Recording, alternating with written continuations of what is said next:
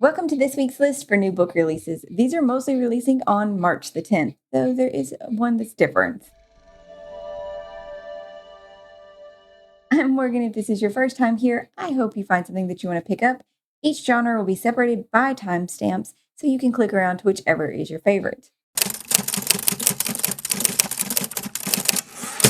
We're going to start out the week in sci-fi, and the first one up is a classic book retold in sci-fi format. Hell's Heart by Alexis Hall. They are monsters, legends, gods. They are our prey. Earth is dead, which leaves us stuck living in atmospheric domes on planets that will kill us if we blink wrong or run out of fuel. And by fuel, I mean the cerebrospinal fluid of gargantuan quasi psychic space monsters. I joined the hunt hoping to get paid and maybe laid, but mostly paid. Instead, I followed a captain chasing abominations in the skies of Jupiter. We battled the Mobius beast itself, there in the red eye of the world. So this one is obviously the Moby Dick retelling, and I think there I don't know how the romance is supposed to play out because there is said to be some sort of romance happening in there as well. Our next one, it sounds quite different, but something strikes a familiar chord. I'm not sure. Void Verse by Damon Ober. When the sinker was a child, all she knew was violence. To survive, she fled into the void, a seemingly infinite nothingness where people live on rocks, individual lands spread out in all directions, floating in the vast empty space. Emery only knows the comfort of Fairvale, but when her son falls ill and the sinker arrives on her doorstep, she ventures into the void to search for a cure. When she returns, Fairvale is destroyed. With the void destabilizing, Emery and Sinker find themselves at a turning point in history, a moment when everything could collapse or realign, and the only thing that may save them exists at the bottom of it all, or so the legend says. I don't know. Like the void, I mean, they say it's another universe. We all live on rocks in all directions. So, but I'm sure they're much more connected than that. I don't know. It does sound very interesting. Moving into our fantasies, the first one up is getting its trad publishing debut, though there are already editions out, either indie published or self published. And this one is a lit RPG, but it focuses on Chinese mythology. That's The First Step by Tao Wong. It is said that a journey of 1,000 li begins with a single step. Long Wu Ying never expected to become a real cultivator, never dreamed of having the chance to train and develop wondrous martial art skills and magic of his own. As a farmer's son in a rural village, his days are spent studying, planting rice, and spending time with his friends. Fate, however, has different plans for him.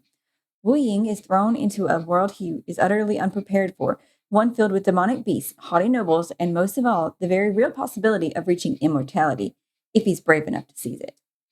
This is a progression style fantasy, probably not similar to Cradle, but like in that same family, possibly more that than the lit RPG.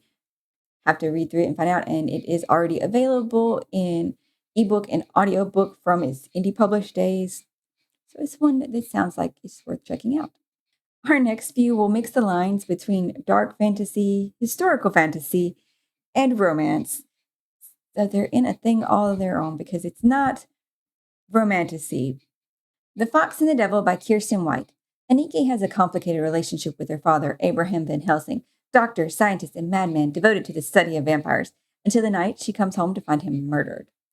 Spurred by her desire for vengeance and armed with the latest forensic investigatory techniques, Anike puts together a team of detectives to catch this mysterious serial killer because her father isn't the only inexplicable dead body. The closer Anike gets to her devil, though, the less seems to make sense of the world. Maybe her father wasn't a madman after all. Devoila, I don't know how to say that, might be something much worse than a serial killer and much harder to destroy. Yet as Anike unearths more of Devoila's tragic past, she suspects there's still a heart somewhere in that undead body. And as Anike is following her all across Europe and the continent, there's mysterious letters that keep appearing addressed specifically to her, tying them closer together and connecting more, which of course she hides from her detective team. Next is Sing the Night by Megan Jarqui Eccles. This first book of the series Opera Magique. For as long as Celine remembers, she's only wanted one thing, to sing the boldest, brightest magic into existence and win La Opera du Magicien. To the winner goes the spoils of being declared the king's mage, a position her father held years ago, before he lost control of his magic and spiraled into madness, leaving Celine an orphan. But when the competition turns cutthroat and a competitor steals Celine's song, the chance to redeem her father's legacy begins to slip through her fingers. Until, in the depths of the opera house, she discovers a mysterious and beautiful man trapped within a mirror. He offers not only the magic of music, but a darker sorcery of shadow, blood, and want. He can help Celine if she helps him in return, but his forbidden magic may not be worth the cost. The reviews for this one were a tad bit mixed. Some of them not as much a fan of the writing style, possibly because it will read maybe more new adult, while others not liking that it is a Phantom of the Opera retelling and the fact that things obviously might be a little different. Then there is a dark fantasy novella that has a different take on one of the monster classes. Cabaret in Flames by Hashi Poyo. Gulls can be brutal. Few know this better than Ariadne, who lost half her body to their appetites, but their brutality is a predictable constant amid Brazil's political chaos. Now she treats them in the specialized clinic she inherited from Eric Yurkov, the mentor who rescued her as a child, trained her in medicine, built her prosthesis, and disappeared without a trace. Ariadne's routine is disrupted when Quaint knocks on her door, a charming tattooed gull claiming to be Eric's oldest friend. Quaint suspects foul play in Eric's disappearance, and they soon discover Eric sought asylum at Cabaret, the infamous club in Rio de Janeiro frequented by the gull elite. This one is being translated from its native Portuguese, and I really hope I didn't mispronounce some of the things too bad. I mean, I mispronounced Brazil in my first take, so there's that. Super hopeful for me and my reading abilities. Then a more historical dark fantasy take, Bitter Bloom by Tegan Olivia King. Once a fool, twice a thief. In a village plagued by mysterious deaths, Adeline Thorne wonders if she is truly touched by the devil. The villagers believe her to be the monster responsible for all the tragedies. Even her father, the vicar, presumes she's guilty. Her chronic illness causes her to have strange visions and blackouts, and even Addie herself begins to wonder if she is the one with blood on her hands. Addie feels drawn to the rowan wood on the outskirts of her village, and when she wades into the river to get closer, she cuts her foot on a strange bell nestled in the riverbed.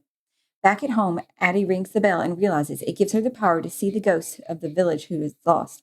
A reaper spell that can open the door to the rowan wood, a hellish purgatory where the souls of the dead reside. Or so she's told by a more recent death. The reviews for this one were super mixed as well. Some people loving it, some people liking where the story was going, but the prose was much too purple for them. And also, we might have the makings of yearnings of a love triangle happening as they are off on their journey. So, this might be one for you to want to check out. Our contemporary romance this week still does have a touch of magical realism. Once and Again by Rebecca Sterrell. The women of the Novak family were each born with a gift. They can, just once, turn back time. Lauren has known since she was 15 that her mother Marcella saved Lauren's father from a deadly car accident. Dave is alive and happy and out on the Malibu waves, but ever since Marcella, her power spent, has lived in fear of what she won't be able to reverse. Her own mother, Sylvia, is the polar opposite, a free-spirited iconoclast with a glamorous past she only hints at. Lauren has spent her life between these two role models and waiting for her own catastrophe to strike. Then, one summer, Lauren's husband takes a job in New York, and she moves back to Broad Beach Road, back into her childhood home on the shores of Malibu. Lauren looks forward to surfing with her dad and perhaps repairing an unspoken fracture in her relationship with her mother. But what she doesn't expect is the boy next door to return home as well. What the description didn't say anything about is why, she would be moving back in with her parents if her husband is maybe taking a job in New York. Well, it didn't mention that, the struggle with fertility that they've been having, or the fact that really this does focus on the relationship between her and her mom and her grandmother and how that's all interconnected, as well as apparently the thing with the guy next door. So I don't know about that one. There was really good reviews. Fiction this week starts out with a historical retelling, No Friend to This House by Natalie Haynes. This is what no one tells you. In the song sung about Jason and the Argo, the part of his quest has been forgotten by everyone but me. Jason and his Argonauts set sail to find the Golden Fleece. The journey is filled with danger for him and everyone he meets. But if he ever reaches the distant land he seeks, he faces almost certain death. Medea, priestess, witch, and the daughter of a brutal king, has the power to save the life of a stranger. Will she betray her family and her home, and what will she demand in return? It's based on the classic tragedy of Euripides, and it says it's Medea as you've never seen her before. Then a speculative historical fiction, Westward Women by Alice Martin. It starts with an itch. In homes across the country, women ages 18 to 35 begin to slow down, drawn to the Pacific Ocean like it's calling them home. They abandon their lives, jobs, families, and their very selves, and once they reach the West, they vanish forever. At the center of the story are three young women caught in the pull of something unstoppable. Amy follows the trail of her missing best friend to a man called the Piper, known for leading infected women west. Teeny, afflicted and unraveling, clings to a single memory as she looks out the window of the Piper's van. And Eve, a former journalist, is chasing the story that just might consume her. This one is supposed to take place in the 1970s as these three women are journeying across the country to the Pacific. For some thriller suspense stories, we start with This Story Might Save Your Life by Tiffany Crum. Vinny Abbott and Joy Moore host one of the most beloved podcasts in the world. Each week, they delight listeners with a different against all odds survival story, gleefully finding the weird, life-affirming humor in the near-death experiences. Since their first episode on Joy's experience with severe narcolepsy, they've been the best friends everyone wants to befriend, and thanks to the meticulous management of Joy's husband Xander, they've built a lucrative empire. The problem is, their next survival story might just be their own. Millions of devoted listeners think they know the real Benny and Joy, but as the hours tick by, not even the most devoted fans could guess the terrible secrets their favorite famous BFFs have hidden from the world and from each other. It's supposed to be thriller, domestic suspense, romance. I don't know how that's getting thrown in there, but okay. Then we have a legal drama courtroom suspense, Judge Stone by Viola Davis and James Patterson. The most respected citizen in Union Springs, Alabama, population 3,314, is Judge Mary Stone. She holds two responsibilities sacred, running her family farm and presiding over her courtroom.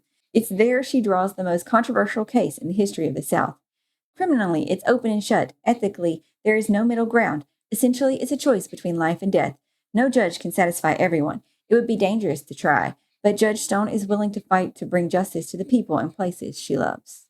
And this one, most of the reviews actually were for the audiobook version, which is narrated by Viola Davis herself and just gushing about how well she does and how much she brings to the story through her reading. In nonfictions this week, we start out with a memoir, Kids, Wait Till You Hear This by Liza Minnelli.